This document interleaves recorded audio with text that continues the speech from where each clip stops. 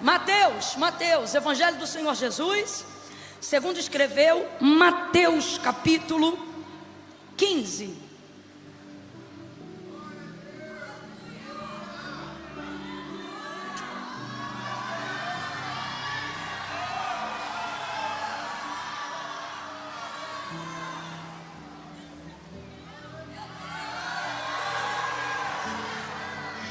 Coisa boa é a igreja que a gente pode beber água.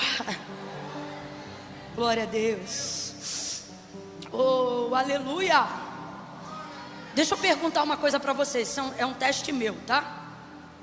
Fica melhor, apesar de parecer mais alto, fica melhor a dicção das minhas palavras quando eu aproximo o microfone da boca, ou acaba ficando muito alto para você e meio zoado no seu ouvido? Agora você vai avaliar. Estou falando com o microfone bem pertinho da boca. Só ouça, não pontue por enquanto, só ouça. Vou repetir o texto só para a gente testar. Mateus, capítulo 15, versículo 21. Microfone pertinho da boca. Agora eu vou distanciar um pouquinho, tá bom? Evangelho do Senhor Jesus, segundo escreveu Mateus, melhor pertinho, apesar de um pouco mais alto, melhor pertinho, 1 ou 2? Fechou então. Vamos lá, diz assim o texto. Muito obrigada. Me senti agora aquelas pessoas do teste, sabe? Som 1, 2, 3. Testando.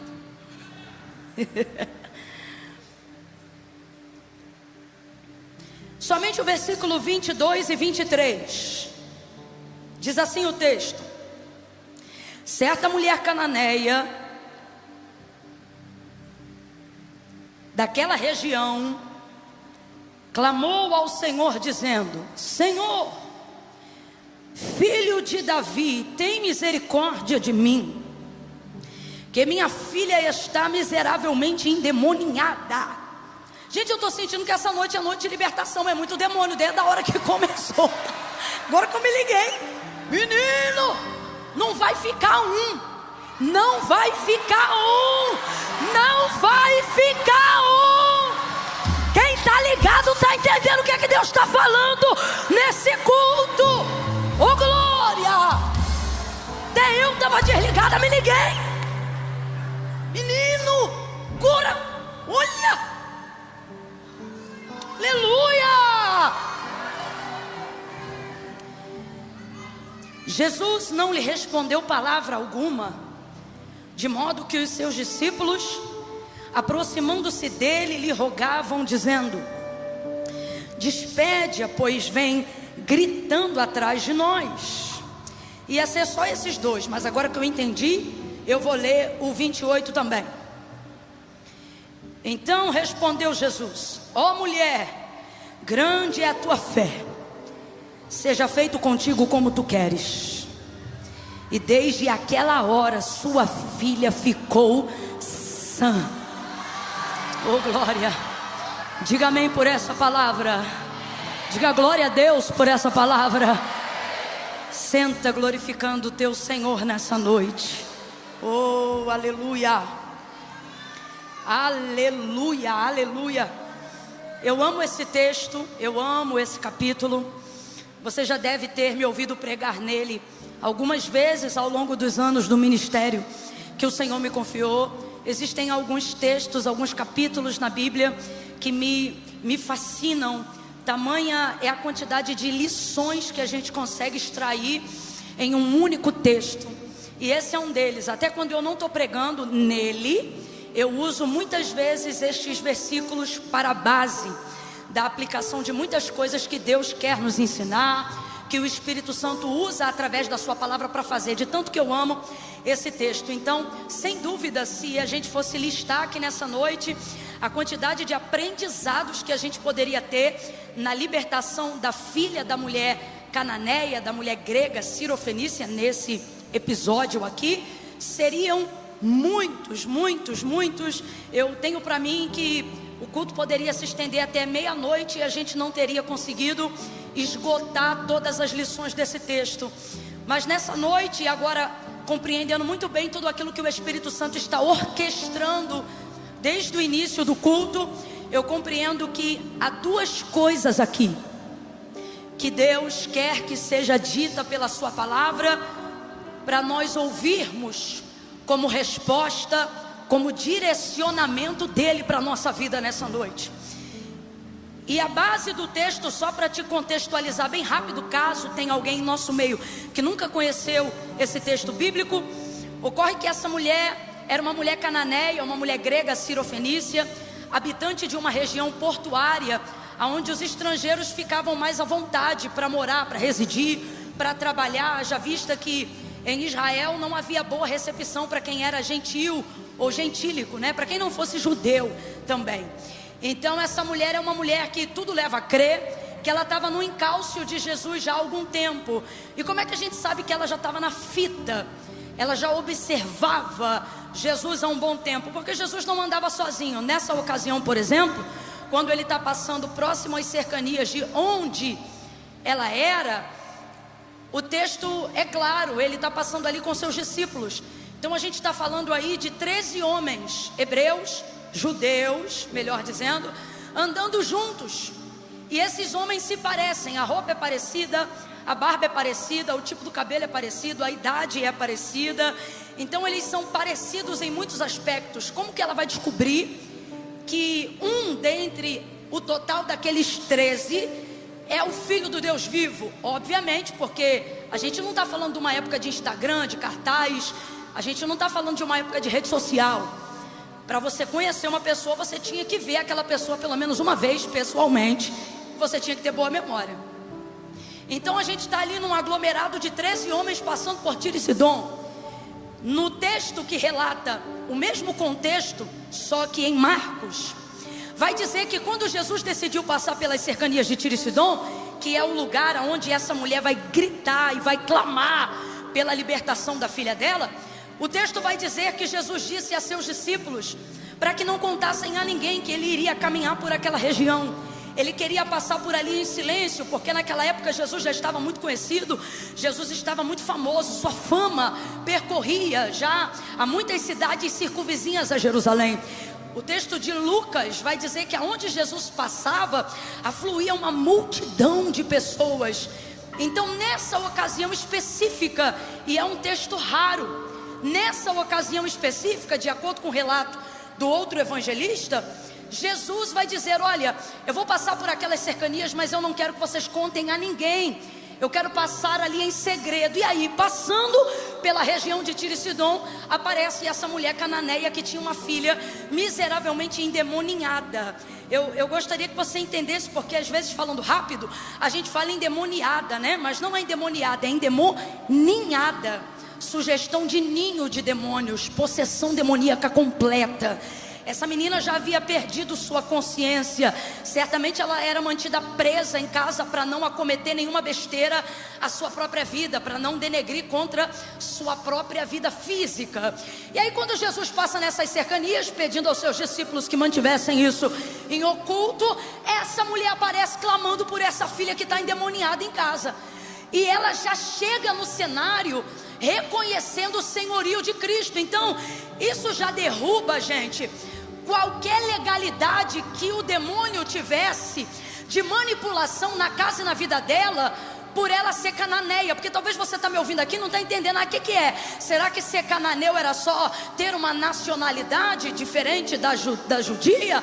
Não, ser cananeu correspondia não só a uma geografia, mas a cultura de um povo.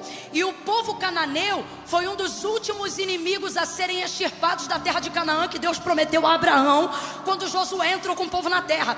E por que foram um dos últimos? Porque esse povo era um povo sanguinário, era um povo de guerra, era um povo de morte. Esse povo, por exemplo, era adorador de Moloque. Quem era Moloque naquela época? Dentro desse contexto de liturgia, de devoção e de adoração a culto a deuses, Moloque era um deus que era adorado com você entregando seus filhos para serem queimados no ventre de bronze. Então a adoração que ele recebia era sacrifício de crianças que eram cozidas num ventre de bronze, e os próprios pais entregavam esses filhos para serem queimados. Lá na frente, por exemplo, você vai ver que Deus livrou o rei Ezequias, porque o pai de Ezequias era um homem que era adorador de Moloque. Então essa mulher, descendente diferente desse povo, de um povo de muita malignidade, de muito sangue, de uma cultura muito maligna, de muito sacrifício, de muita morte. Tanto é que isso explica porque que no grego o termo que ela usa diz assim: olha, Senhor, filho de Davi, tem misericórdia de mim, que é minha menininha. Porque menininha é o termo grego utilizado para se referir a uma moça que ainda não completou os 13 anos de idade. Então a gente fica pensando, rapaz, que nível de legalidade uma criança de 13 anos vai dar para o demônio tomar posse da vida dessa criança nesse nível? Só que não era apenas ela, mas sobre tudo o que envolvia a casa, a família e esses anos de devoção a deuses estranhos. Só que essa mulher, vendo tudo o que Jesus fazia, e como é que você sabe, Camila, que ela já tinha visto o que Jesus fazia? Porque você busca Jesus primeiro pelo testemunho. Toda pessoa que foi curada ou liberta, ela viveu isso em Cristo primeiro por um testemunho. Marcos capítulo 5, o texto vai dizer que a mulher do fluxo de sangue, ouvindo falar sobre Jesus, teve uma fé no seu coração e passou a dizer consigo mesma: se tão somente eu tocar na orla das suas vestes, eu serei curada. E você conhece essa história. Ela foi para a rua, tocou na orla das vestes de Jesus, e o texto diz que na hora ela foi curada. O que deu a ela essa fé? O que deu a ela esse poder? O que fez Jesus liberar sobre ela virtude? A fé que ela desenvolveu em cima daquilo que ela ouviu falar sobre Jesus. Porque o que nos move é a fé, e o tipo de coisa que você ouve determina em que você vai acreditar, determina os lugares que você vai acessar, determina aquilo que você vai receber. Eu não sei se você está entendendo, mas já de cara, bem-aventurados são aqueles que vieram hoje aqui no culto. Ouça, porque quem tem ouvidos para ouvir, ouça o que o Espírito diz à igreja. E o que o Espírito tem como propósito a falar nos nossos corações é uma palavra que anime a nossa fé, para que nós vivamos libertação, prosperidade, salvação, edificação. Agora, de onde vem tudo isso, Camila? Tudo isso vem em cima daquilo que você ouve. Esta mulher certamente também já havia ouvido, e eu tenho para mim, sou eu que estou falando agora, eu tenho para mim que não só ouvido, mas ela também já tinha visto. E por que eu acho que ela já tinha visto? Porque, como eu disse no início, tem 13 homens amontoados, andando em caravana, em Tiro e Sidom, juntos. E ela reconhece que um deles não é como eles. Ela reconhece que um deles não tem o mesmo poder que eles têm. Ela reconhece que um deles faz o que ninguém faz, é quem ninguém é. E ela vai direto nele. Completa para mim, para eu ter certeza que você está acompanhando. Ela vai direto. Bora. Ela vai direto. Ela vai direto nele, ela clama a ele. E sem visão de intermediário, essa mulher alcança antes da cruz algo que nós só conseguimos alcançar depois da cruz. Depois da cruz, aquele que clamar será salvo. Depois da cruz, aquele que invocar o nome do Senhor será alcançado. Depois da cruz, aquele que confessa e deixa alcançará misericórdia. Mas nesse dia aqui, a cruz ainda não tinha chegado. Por isso Jesus se refere a ela como cachorrinha, porque o plano original só vai se cumprir depois da cruz. Só que ela não pode esperar, porque a filha dela está endemoniada agora, e ela não sabe quando vai ter a oportunidade de encontrar Jesus de novo. Aí, apesar de você ver Jesus chamando ela de cachorrinha, você percebe que ele está abrindo todas as portas para ela entrar. Por quê? Se você olhar o texto, você vai perceber que Jesus não fez nada naquela região que ele decidiu passar em secreto, a não ser libertar a filha dessa mulher. Me diga que outra coisa Jesus fez ao passar em Tiro e Sidom. Apenas cumprindo a profecia bíblica de Isaías, que seria somente passar. Fora isso, o maior ato e efeito provocado na passada de Jesus ao decidir andar por Tiro e Sidom foi apenas um.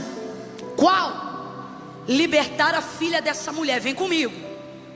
Então essa mulher não tem direito Essa mulher não poderia receber. Só que ela entende que está diante de uma oportunidade. E o texto diz que quando ela vê Jesus passando pelas cercanias de Tiro e Sidom, ela bota a boca no trombone, irmão. E ela vai arrebentar com toda a legalidade de ídolos que tem na casa dela com uma palavra só. A sanidade da filha veio depois, mas o alcance do poder de Cristo na casa dela começou na hora que ela começou a clamar, porque ela reconhece o senhorio de Cristo. Camila, como é que eu faço para quebrar todas as legalidades? Como é que eu faço para quebrar todo o peso? Como é que eu faço para eliminar todo o derramamento de sangue que foi feito até hoje na minha vida? Você tem que fazer o que essa mulher fez. E o que ela fez? Ela entendeu duas coisas. Primeira, que estava diante de uma oportunidade. Segunda, que diante de uma oportunidade você não se envergonha, você vai para cima, você luta por ela. E como ela lutou, a primeira palavra que saiu da sua boca foi Senhor. E esse S, pode olhar em casa, é maiúsculo. Ela não está chamando ele em respeito por ele ser homem ou por ele ser mais velho. Quando ela diz Senhor, o que ela está dizendo é: eu reconheço que tu és o Filho do Deus vivo. O que ela está dizendo é: eu reconheço que tu és o Deus dos deuses. Eu reconheço que tu és o Senhor dos senhores. O que isso significa? Quando ela abre a boca para dizer: Senhor, Filho de Davi, tem compaixão de mim. Senhor, Filho de Davi, tem compaixão de mim. Sabe o que ela está dizendo? Durante todos os anos eu reconheci muitos senhores, eu servi muitos senhores, eu busquei muitos senhores, eu adorei muitos senhores, mas neste dia eu reconheço que eu estou diante do Senhor dos senhores.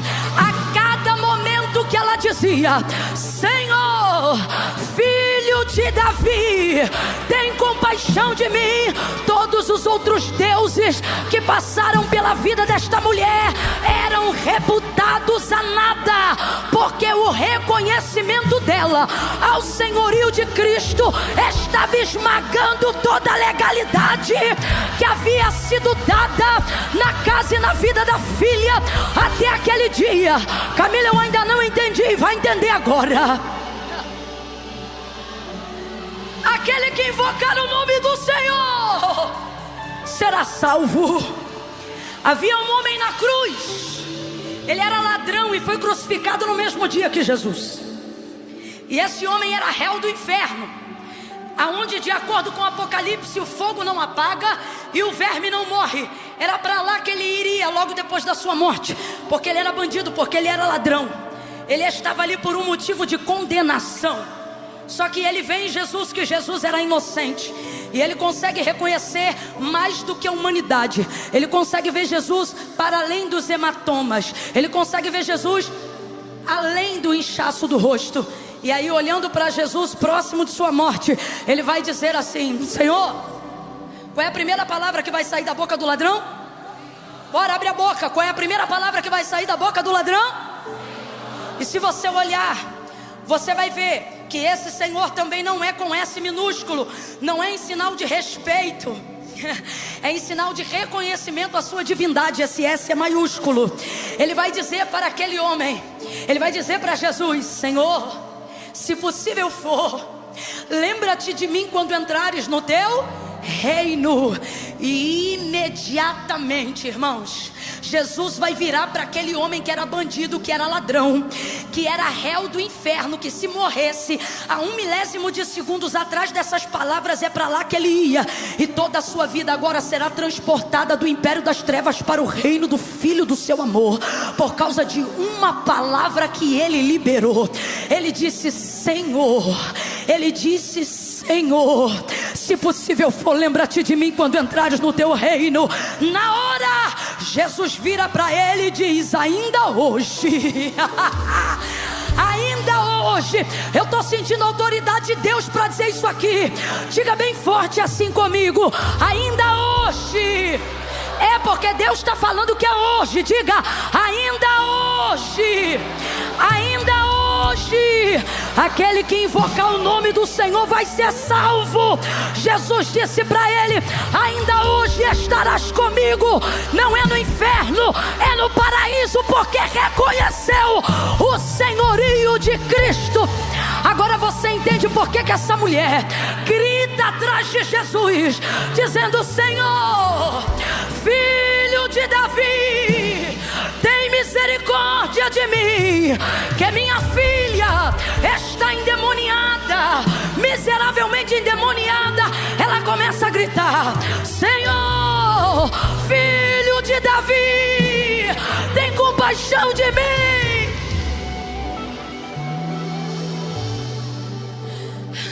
Mas ele não responde nada. Ele não responde nada. E ela não para de gritar. E ele não responde nada. E ela não para de gritar. Eu não sei quanto tempo ela gritou. Eu sei que enquanto ela gritou, por nenhum momento ele respondeu. Ela está desesperada.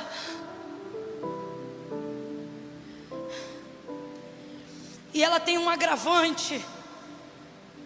Os discípulos tentam convencer Jesus. Tem duas interpretações aqui, das duas uma.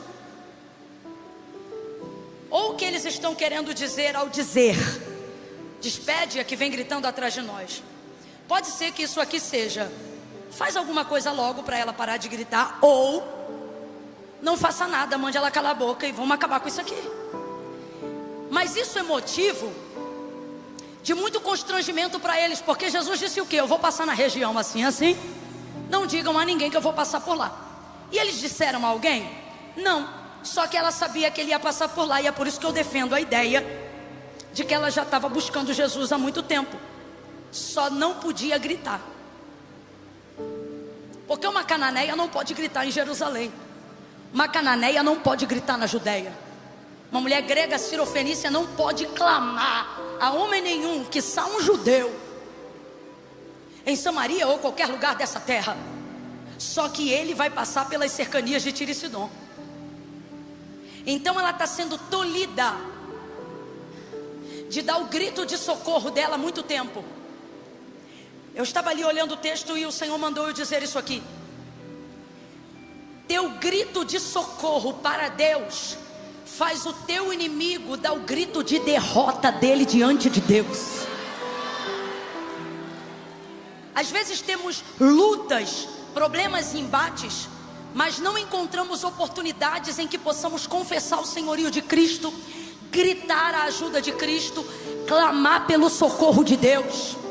Vão achar que você é doido, vão achar que você é maluco, mas me parece que na noite desse culto, Deus preparou essa noite para a gente soltar o grito do nosso socorro. Porque no grito do nosso socorro, do nosso pedido de ajuda a Deus, Satanás terá de dar o grito de derrota dele.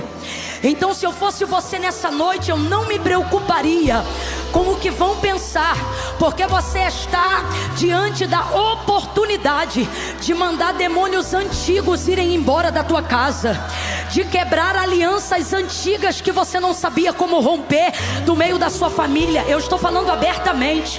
Tem gente aqui que nessa noite, dependendo do que gritar e de com quem falar, e a pessoa é Jesus, você vai quebrar platô de resistência antigo, coisa que o remédio não curou, coisa que muitas áreas da vida não deu jeito.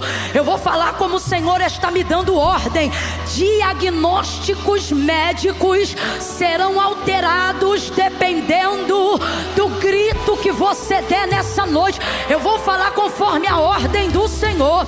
Teu médico vai pedir um segundo exame. Aí você vai dizer: mas esse é recente. Mas o Espírito do Senhor vai tomar a mente dele e vai dizer: pede outro. Por quê? Porque naquele dia lá ela gritou, e enquanto ela gritava, esse tumor que não saiu com rádio, que não saiu com químio, vai sair pela fé. Vai sair, grita. Eu não sei qual é a área da tua vida, mas está liberado. Lagoinha, Alphaville, grita ao teu Senhor. Senhor, Filho de Davi, tem misericórdia de mim. Tem misericórdia, tem misericórdia, Filho de Davi. Solta teu grito, clama. Qual é a porta que está fechada? Clama. Qual é a doença que precisa ser repreendida? Clama. Filho de Davi, tem compaixão. Eu vou te dar mais um minuto.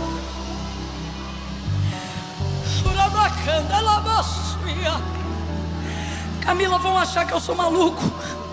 Camila, vão achar que eu estou me excedendo. Camila, vão achar... Ei, o que acham não muda nada. Mas como você reage diante de Deus, muda tudo. Eu nunca vi ninguém pedir socorro em silêncio. Quando a coisa está difícil mesmo, irmão, a gente grita.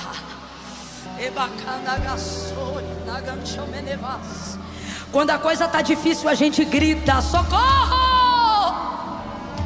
Só que o Senhor está dizendo: você não está clamando o vizinho, você não está clamando o irmão, você está clamando o Senhor dos Senhores.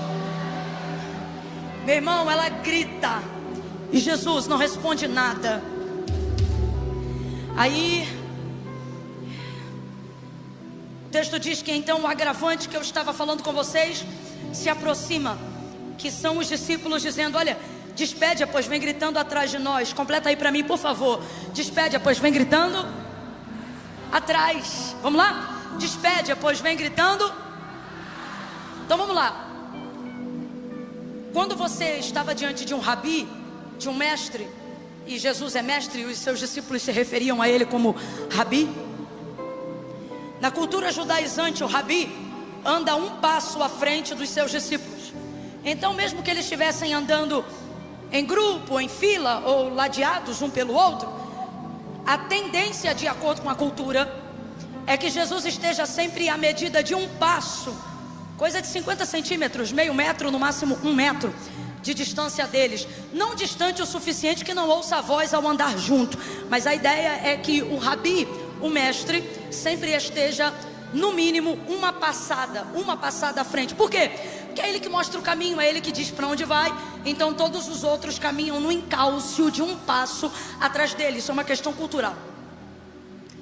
Então Jesus está aqui, os discípulos estão aqui, e ela está onde? Atrás de quem? De todos os discípulos, de todo mundo. Quem é a última? Quem é a última? Fica melhor, né? Quem é a última? Ela. Vamos lá? Quem é a última? Ela. Por isso os discípulos se aproximam de Jesus. O texto diz que eles se aproximam de Jesus e dizem: despede-a, pois vem gritando atrás de nós. Eles representam para nós nessa noite aqui um tipo de público que está mais perto de Jesus do que nós, e que poderia usar essa influência para abençoar quem está clamando. Só que o problema é que a gritaria dela revela que a logística que eles deveriam criar, que era qual? Não deixar ninguém saber que Jesus ia passar por ali. Então veja, a gritaria dela revela o que eles não conseguiram fazer. Então, de certa maneira, Pedro, João e os demais discípulos estão um tanto quanto constrangidos, porque Jesus não é de pedir muita coisa, e nesse dia ele só pediu uma coisa. E o que foi que ele pediu? Não deixa ninguém saber que eu vou passar por ali. E de repente chega então uma mulher gritando naquelas cercanias. Rapaz, o grito dessa mulher acabou com a logística deles. Então, quando eles se aproximam de Jesus, pode ser que eles estejam dizendo: faça logo alguma coisa, ou não faça nada, mas despede. Então uma coisa não dá para tirar do texto. O quê? Você pode refletir se eles queriam que Jesus a abençoasse ou não, mas isso é no campo da conjectura, porque não está escrito. O que está escrito? Que eles pediram Jesus para mandá-la embora. Isso está escrito. Então eu não vou aqui emitir juízo de valor, mas vou pregar o que está escrito. E o que está escrito é que eles se aproximaram dele para pedir para mandar ela embora. Se aproximaram dele só para pedir para mandar ela embora. Se aproximaram dele para pedir para ela ir embora. Quanta gente usa da intimidade que tem com Deus para se aproximar daquilo que nós estamos lutando para chegar, e podendo nos ajudar, apenas quer que nós paremos com a gritaria, porque a nossa gritaria e o nosso socorro e o nosso pedido revela um plano perfeito de alguém que foi quebrado. Camila, eu ainda não estou entendendo. Você vai entender então que eu vou falar rasgado. Normalmente quem se incomoda com o nosso grito não pode fazer nada pela gente. Poderia até pedir para que Jesus fizesse, mas não pediu. Logo Deus está me usando aqui nessa noite para lembrar a mim, mas também para dizer a alguém aqui: não pare de caminhar em direção ao que você está buscando, por causa de quem já chegou lá e está tentando te desmotivar, e está tentando te desanimar. Despede, pois vem gritando atrás de nós. Despede, guarda isso, eu estou encerrando aqui. Olha, despede, pois vem gritando atrás de nós.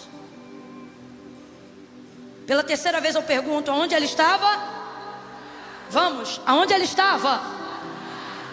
Manda ela embora, despede, pois vem gritando atrás de nós. Eles falam isso no versículo 23. No 25, só pulou um versículo, o texto diz assim: e ela chegou. Oh, não pare de clamar, não pare de clamar. Deus está falando com alguém aqui. Não pare de clamar, não pare de gritar, não pare de orar. Não se importe com o que andam dizendo, com o que andam falando. São pessoas que às vezes estão numa posição mais privilegiada do que você. São pessoas que às vezes têm mais ciência de quem Deus é do que você. É gente que às vezes tem uma palavra de autoridade até na boca. Eu não vou mentir não, eu vou pregar como está escrito. Às vezes você vai perceber que a despedida, que o desânimo vem de quem anda com ele, vem de quem está do lado dele, vem de quem fala com ele. Mas ela não parou, ela não parou. Eu tenho para mim que antes deles pedirem Jesus para parar de falar com ela, eles já devem ter feito algum gesto para que ela parasse. Mas essa mulher era imparável, porque quem sabe o que está indo buscar não para por qualquer obstáculo. Ela era imparável. Ela precisa da libertação da filha. Ela precisa quebrar essa cadeia de demônios. Ela quer levar para casa uma carta de ordem de despejo para estes demônios. Ela saiu de casa decidida: eu vou aproveitar essa oportunidade. Esta quarta-feira é noite de decisão.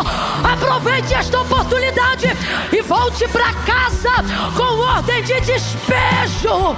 Ela clama, ela grita.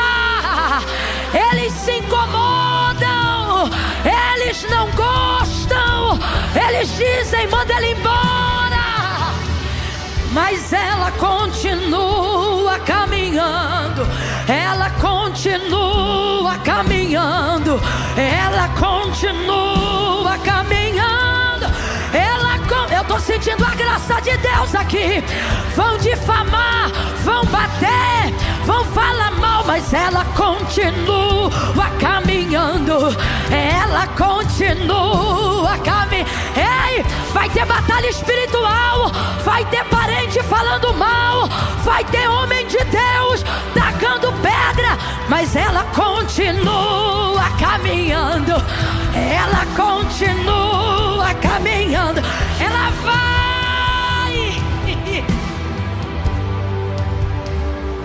ela não fala com os discípulos. Pare de dar seu tempo para quem não é alvo da sua busca.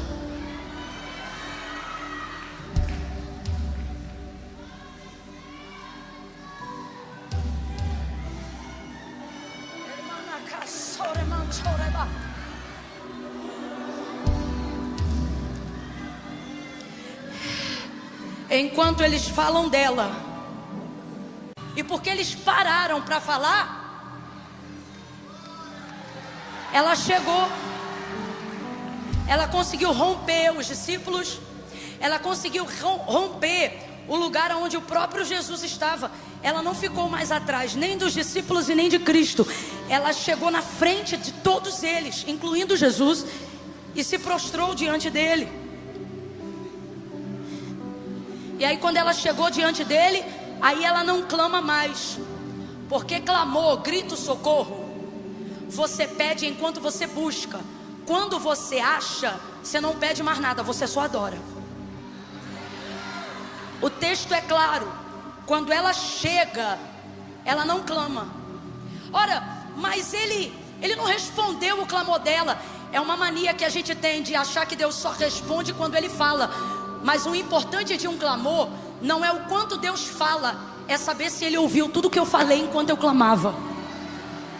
E ele ouviu, porque ela não repete de novo: Senhor, filho de Davi, tem como... Não, ela só o adora. O texto diz que ela o adorou e apenas disse assim: olha, Senhor, socorre-me. Socorre-me de quê? Ela não precisa falar, porque ela já passou uma quantidade de tempo clamando. Ah, mas ele não respondeu nada. Mas a maior prova de que ele ouviu tudo é que ele respondeu ela com coerência. Quando ela disse: Senhor, socorre-me, ele responde: não é bom pegar o pão dos filhos e deitá-los aos cachorrinhos. Duas verdades e eu encerro. Primeira, quando você tiver um alvo e estiver buscando pela tua vida e pela tua casa, mais serão os que te tentarão parar do que os que vão te ajudar. Não atrase a sua chegada respondendo ninguém no caminho. Só não pare de caminhar, porque enquanto eles param para falar, você chega. Enquanto eles param para falar, você chega. Segundo, quando chegar, lembre-se porque você veio. Já falou o que tinha para falar. Camila, mas Jesus ainda não me respondeu. Mas você precisa ter certeza que ele te ouviu. Fé não é confiar no que Deus vai fazer, é ter certeza que ele está acompanhando tudo que eu estou fazendo. E ele é justo. Senhor, socorre-me. Não convém pegar o pão dos filhos e deitá-los aos cachorrinhos. O termo original era cão, mas ele não consegue chamá-la de cão, porque ela entrou numa brecha. O judeu que tinha um servo, uma serva que não era judeu, mas reconhecia o Deus de Israel como seu Deus, ficava como agregado na casa servindo. Tipo Ruth e Noemi: teu Deus é meu Deus, teu povo é meu povo. Ela era moabita. Para essas pessoas era usado o termo cachorrinho. Isso te escandaliza, mas eu estou falando de um contexto cultural. Então o que é cão? O cão é na rua, mas o cachorrinho é aquele que tem acesso. Ela compreendeu que quando Jesus disse: não convém pegar o pão dos filhos e deitá-los aos cachorrinhos, ela está entendendo que ele não está dizendo eu não vou fazer, mas ele está dizendo não é conveniente que eu faça. Então ela pensa: isso não é um não, isso é uma brecha. E ela concorda dizendo: sim, Senhor, mas também os cachorrinhos comem das migalhas que caem da mesa dos seus senhores. Aí Jesus vai se assustar, né? E vai dizer: ô mulher. O termo original era cão. Cão ele não conseguia e passou a chamar de cachorrinho. Só que depois que ela manifesta tamanha fé, ele não consegue mais chamar nem de cachorrinha, ele chama de mulher. E o que fez isso? A fé. A fé dignificou aquela mulher. A fé no que ele pode fazer tira a gente do monturo e coloca a gente em lugares de honra e de dignidade. Ele disse: ô mulher, grande é a tua fé. O plano da cruz ainda não podia chegar lá, mas ele aceitou o plano dela. Por isso ele não diz: vai e seja feita a vontade de Deus. Ele diz: vai e seja feito como tu queres. E desde aquela hora a sua filha ficou sã. Não era tempo dele pegar o pão da mesa. Não era tempo. Mas a migalha foi o suficiente. Essa mulher teve um entendimento muito grande. Eu não posso esperar. Por favor, me ouça. Ana, pode vir para cá, minha amiga, por favor. Eu não posso esperar o dia da cruz. Eu não posso esperar o derramamento do sangue de Jesus para ser alcançada. Eu preciso que minha filha seja alcançada agora. Eu quero orar por você, mas eu vou orar por uma área específica. Que área você vai orar, Camila? Pense agora. Qual é a área da sua vida que você não pode esperar mais? Eu quero que você pense. Eu estou te dando uma coisa para pensar agora. Que área da sua vida a espera conduz à morte? Que área da sua vida hoje o tempo de espera te leva à perda completa e irrestituível de algo importante e precioso? No caso dela era a filha. Eu não posso perder minha filha. No seu caso é o quê? O que você não pode esperar mais? O que você não pode esperar mais? Qual é a área da sua vida que, se continuar em estado de espera, vai perecer? Se você pudesse pedir para Deus nesta noite só uma coisa, nenhuma outra mais, só uma: seja inteligente, foque em algo que não pode mais esperar. Feche os olhos, curve a cabeça e pense. Se você estiver confuso, ore ao Espírito, diga: Espírito Santo, em nome de Jesus, me ajuda aqui, me ajuda aqui. Organiza meus pensamentos. O Senhor sabe, a minha vida está tão conturbada. Me ilumina aqui. O que eu apresento agora diante do profeta? O que eu coloco agora diante do teu altar? Qual é a área da minha vida urgente, importante, relevante, que está perecendo? Qual área minha está para morrer e não pode morrer? Qual área da minha vida está sendo disputada pelo inferno e sem a tua ajuda eu vou perder, Senhor? E por isso nessa noite eu quero colocar isso diante do Senhor, porque maior é o que está comigo do que o que está no mundo. Traga isso agora. Ore ao Espírito, ore, ore. Feche os olhos por alguns segundos, por favor. Eu estou te dando uma chance. Você está vendo Jesus passar. Na sua Tiro e Sidom, legalidades antigas vão ser partidas agora. Eu não sei por que caminho Satanás entrou, mas eu sei por que caminho ele vai sair. Ele vai sair. Não ficará nenhum demônio de resistência. Toda a área que tem sido manipulada por espíritos malignos que tentam manipular a tua mente, tentam manipular o teu coração. Eles tentam escravizar a mente de quem você ama.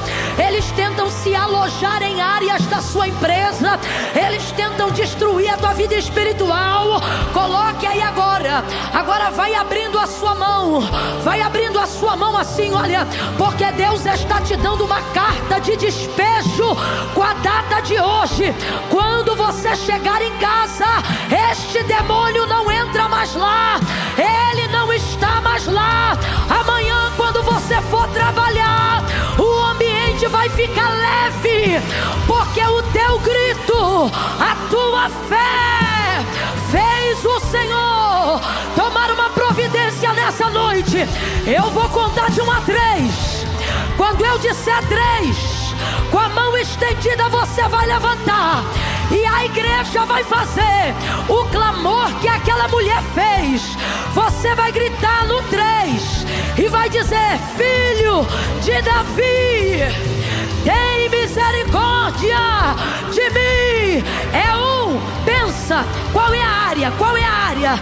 2, Posicione-se, prepare para soltar a voz, prepare para gritar. 2,5, coloca na tua mão, porque você vai entregar aos pés de Jesus isso agora. É 1, prepare. É 2, você vai dizer: Filho de Davi, tem compaixão de mim. 3, fica de pé e grita, grita: Senhor, Filho de Davi, tem compaixão de mim.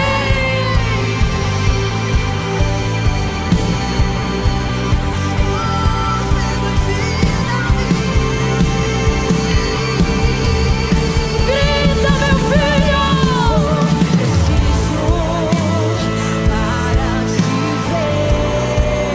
Pois não posso deixar que siga Santo. sem me perceber. Não importa a multidão, Só eu sei. só eu sei do que eu preciso. E eu preciso do teu olhar, do teu olhar. Repete isso, Ana. Repete: eu farei.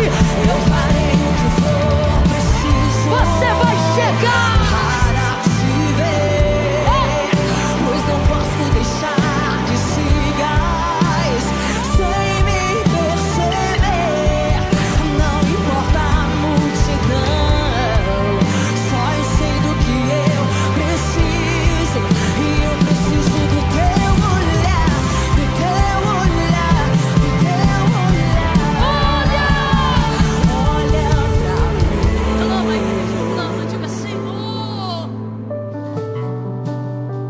Olha pra mim,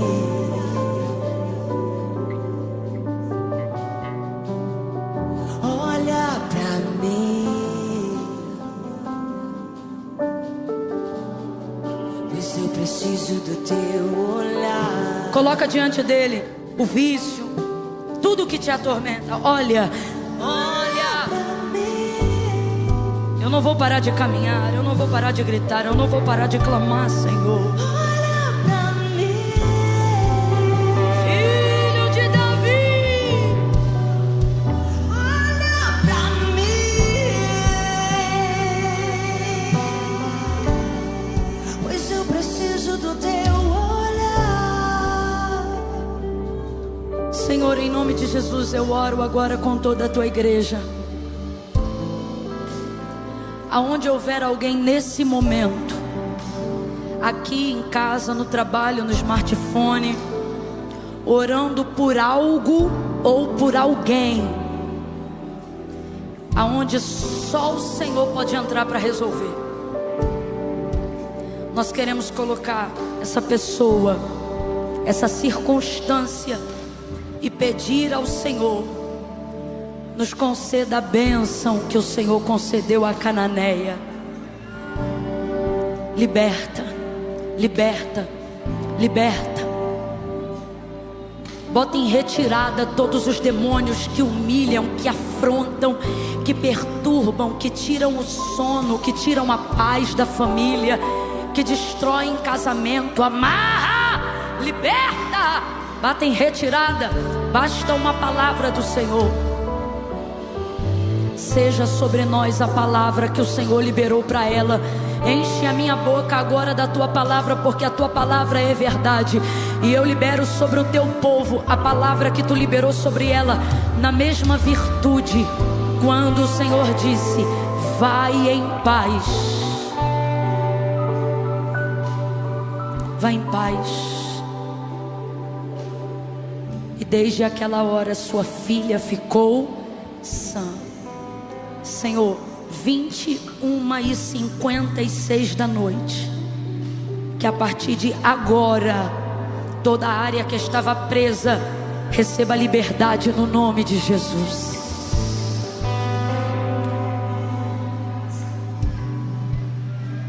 Diga amém. Há um quebrantamento muito grande aqui. O Senhor está entrando em áreas que eram pesadas, pesadas. E Ele está fazendo uma obra. Meu Deus. Você vai entrar naquele quarto hoje leve, leve, leve, leve. Aquele demônio que parece que morava debaixo da cama não está mais lá. Leve, debaixo da graça do Senhor.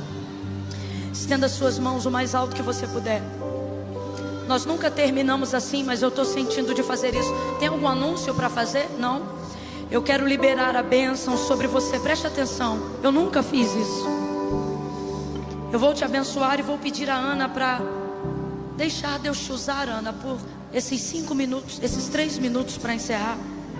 Depois que eu der a bênção, você libera esse refrão, uma canção, uma ministração. Tem gente que vai embora imediatamente. Camila, eu recebi, pá, vai. Mas tem gente que você vai sentir de ficar aqui mais 1 minuto ou 2, não mais do que isso. Mas você não vai sentir pressa de ir embora, porque o Espírito Santo está te falando que Ele está fazendo uma varredura. Levante a sua mão. Eu vou te abençoar e está terminado. Mas fique à vontade. Se você sentir que o Espírito Santo ainda está em movimento em alguma área de libertação da tua vida, estenda as mãos. Que o Senhor te abençoe e te guarde. Que o Senhor faça resplandecer a luz do seu rosto sobre ti. Que o Senhor tenha misericórdia de ti e ponha em ti a paz. Que a graça, que as doces e eternas consolações do Espírito Santo de Deus e o amor de Deus Pai repouse sobre todo o povo de Deus que em fé ama e aguarda a vinda do Senhor Jesus em glória. Todos nós agora fechamos as nossas mãos juntos e dizemos: